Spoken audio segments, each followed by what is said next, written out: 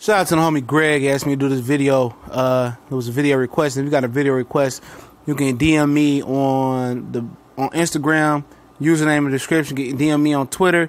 You can DM me on Facebook. All those links in the description, or username for Instagram in the description as well, if that's what the platform you choose to use. Or you can comment in the comment section, which is tough. That's the toughest way to do it, because I read all the comments, but it's gonna be tough for me to remember. You put in a DM, I ain't gonna forget, usually. But we back. It's the Box Clinic and more. It's your boy CJ Goodfellow. Like I said, Greg Apatherny, hopefully I said his name right, had a video request.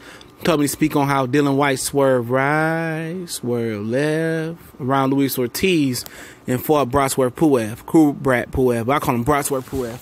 And Pulev ain't fought in a real long fucking time, man. We did a live show earlier talking about Pulev and how he told Anthony Joshua he wasn't physically ready to fight him when he was his mandatory, when Joshua was trying to duck Luis Ortiz right before he failed the drug test. But it's another conversation for another day. And like I said, he did all that shit talking about Luis Ortiz, talking about how he was old and fat and Wilder didn't do nothing and he would have beat Luis Ortiz, and he did all that crying and shit. Let go, Wilder, let's go. Like nobody's interested in Dillian Whyte, man. And if you wanted to be in that mix, you should have beat Anthony Joshua a long time ago and won them belts, but you didn't. But he talked all tough about Luis Ortiz being an old man, and all of a sudden he going to fight a guy who been out for like a year or more, and Pulev to be the IBF mandatory. So he can line his way up to make an all matchroom rematch with Anthony Johnson, aka Anthony Joshua.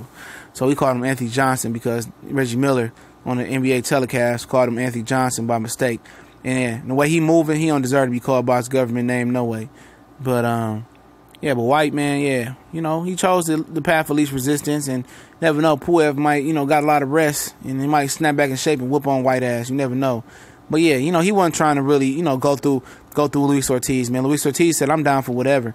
And, you talk all that shit, that just shows you that, he ain't thorough, man. He ain't really about that life. Just like Anthony Johnson, the whole matchroom, stable staff, as a crew, as a record label, as a box promotion, is punks. You know what I'm saying? It should be Punk Room USA or Punk Room, Punk Match Room. They all punks over there.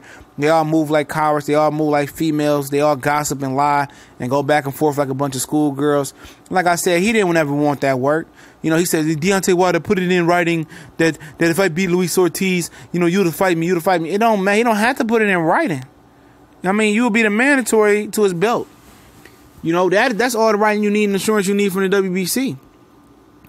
Put yourself in position to be his mandatory then, man. Fight Luis Ortiz, because at the end of the day, you asking him for something that your promoter wasn't willing to give him. He said he would have fought you as long as they would have put Anthony Joshua the contract, but your promoter didn't want to do it, so you want to turn around and ask him for the same deal like he going to show you some type of common courtesy? It don't work like that, man. He ain't going to turn the other cheek and give you an opportunity, man. At the end of the day, you're either going to fight Luis Ortiz and be his mandatory, you're going to fight Pulev and be Joshua mandatory. And we already know which path you want to go down. You want to go down the path of a guy who ain't fought for a long time and try to get an easy win. I'm just saying like that, man. Like, how you going to talk all tough about an opponent and then run from him, and go to easier route and then lose the purse bid to him because your promoter ain't got no real money? Or maybe he got money, he don't believe in you. So at the end of the day, man, it's all silly stuff, man. Like I said, Matchroom move like a bunch of schoolgirls, man. They're a bunch of punks. They're a bunch of females. Eddie Hearn think he fooling somebody. He think American fight fans and American casual fans are dummies. You think he can do all smoke and mirrors and lie to us, and we can't debunk them lies, man. Shout out to Blue Blood Sports as well, man. Homie doing some real good work. Some real trill work. He think he can lie to us like we can't see through it. No, we not the UK guys, man. We a little bit street more savvy, and we can read body language. We know when you lying, man. You can't just, lie to us like you lie to the UK fans, man. And Dillian Whyte, you can't neither. When you put shit on wax, dog, it's always gonna be shoved back down your throat when you do whole shit like this. We don't care that you we don't care about you, period, though. But when you put your foot in your mouth and talk shit about Luis Ortiz and then run from him, it ain't like he ain't coming off a knockout. He just got knocked out, homie.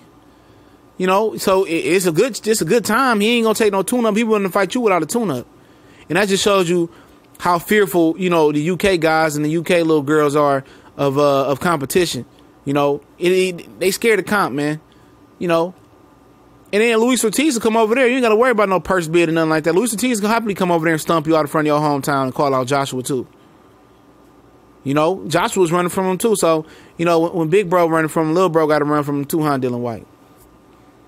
You know, talking all greasy and Chris, you know, what is it, you know, Nigel being, oh, you could beat Deontay Wilder if you do it. Shut your old ass up to fuck what's on your son. You know, you pumping this garbage dude head up, man. You know, he ain't gonna beat nobody. I mean, this is the same guy that ran from Fat Baby Cheeseburger Jarrell Miller too, man. He ran from Jarrell Miller as well. You know, running from all the competition. Jarrell Miller said, let's do it, let's fight. Dillian Whyte, no, I just went Wilder. I went Wilder. How you gonna get a Wilder if you scared to fight Luis Ortiz or Big Baby Miller, man? And you fighting Pulev, like that's gonna give you recognition in the United States. That's gonna say to the American fans, oh, look what Dillian Whyte did. He fought a guy coming off a 2-year layoff, whatever it is. Yeah, I like to see him versus Dillian Whyte. No. And then he comes over to America and fight Malcolm Tan, bro. You know, he tried to fight Michael Grant, man. Dude like 100 years old. Thinking that UK shit gets past, that UK shit get a pass over here. We don't want to see you bum bash, man. We want to see you actually go in there and fight real competition. We'd like to see you come over to the United States and fight Luis Ortiz and really earn your Wilder spot. And then people say, if you destroy Luis Ortiz, like, damn, look what he did with Luis Ortiz, man. I really want to see Will White really fight Wilder. You could change the opinion like that, but at the end of the day, he's scared because he know he's going to get stumped out, man. You know, he's going to get stumped out like a mark at the club, man. But at the end of the day, he can fight Pulev, man. I don't give a shit about Dillian Whyte. You know? He want to run to the path of least resistance. You know, I tip my hat off to him, and hopefully he have a fruitful and plentiful career. Really don't care about him. His name don't ring bells in America. I just want to see Anthony Johnson taking on Deontay the Bronze Bomber. But y'all know what it is. It's TBC and more. Appreciate you guys for rocking out with us. Don't forget the subscribe button, the bell icon, so you know we go live and drop that heat. I need that heat. We gone.